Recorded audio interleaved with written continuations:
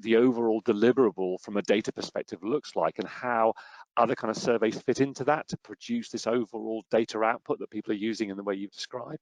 When people don't fully understand how drones fit into the whole surveying piece and construction projects as a whole, people might come to us and say, oh, we need a drone survey. The problem is that, like anything, the drone is just a tool, like a total station or a GNSS rover. It's only the start of the process for collecting the information. It's not a magic bullet, and it doesn't give you the end result. It merely collects the data. So we really need to understand the strengths and the weaknesses of the technology we're using to get the most out of it, and also so that we don't fall into some of the common pitfalls and make mistakes. But once we understand that, the deliverables, we can take 2D imagery, turn it into 3D topographical data, and then we can further process that into the deliverables that our clients are used to working with. Currently do traditional surveying, they'll have a team of surveyors and site engineers collecting a grid of data across the site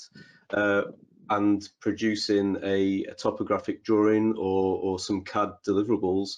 We can do that from the drone data and get that data into the same deliverable that they are used to working with. And that's usually kind of step one, is let's do what they already know, but provide it more quickly and with a bit more data involved, So we're not just collecting the things that the client is asking for, we're collecting everything about that site and then picking out the pieces that they might need.